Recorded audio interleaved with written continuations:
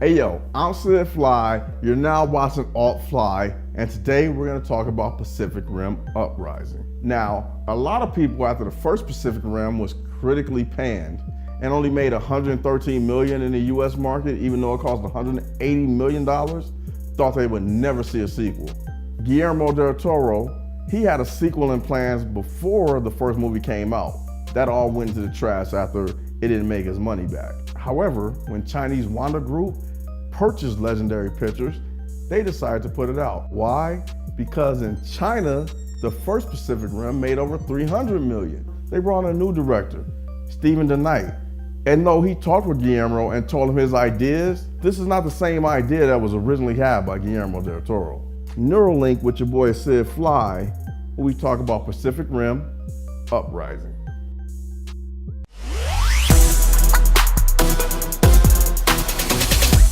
There's gonna be some spoilers in this, so I'm gonna let you know.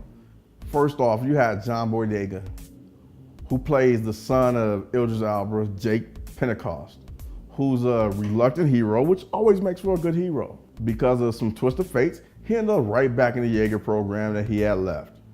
Now, instead of being one of the pilots though, he's a teacher. John Boyega really gave a lot. He knew that this was a big movie coming up after Star Wars, and if he ever wants to get even further out of the Star Wars dimension, he was gonna have to do a good job.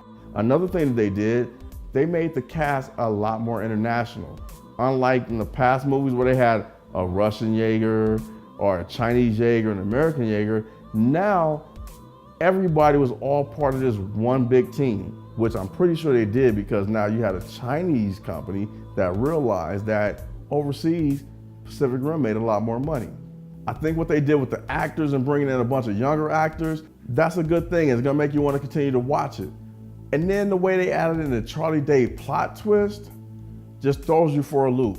If you remember Charlie Day, who was one of the heroes of the first one from Always Sunny in Philadelphia, and he's kind of like the comic relief, but then again, he's real intelligent as you've seen from the last movie. Now you have a Trojan horse of Charlie Day inside the Jaeger program that's been building up these Jaegers to help the Kaiji. It's kind of weird seeing Charlie Day in that position, but the way they wrote it, it's a good transition for him. Hey, this guy has had his mind taken over, so he gives you a different portrayal of it. It's the last thing you ever expected out of that character.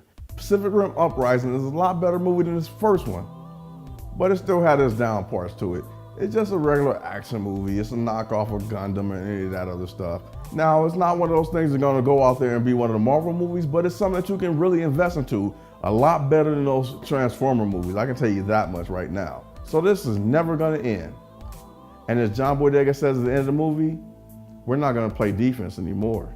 Listening to that line, it means in future projects and in future movies, we're actually gonna go through that rift and attack the Kaiji. I can't wait to see what the Kaiji land looks like. I'm Sid Fly, you're watching Alt Fly. Hope you enjoyed your flight in the passenger seat of my Jaeger. It's not like Jägermeister. I like Jägermeister on a Saturday night when some hot chicks around.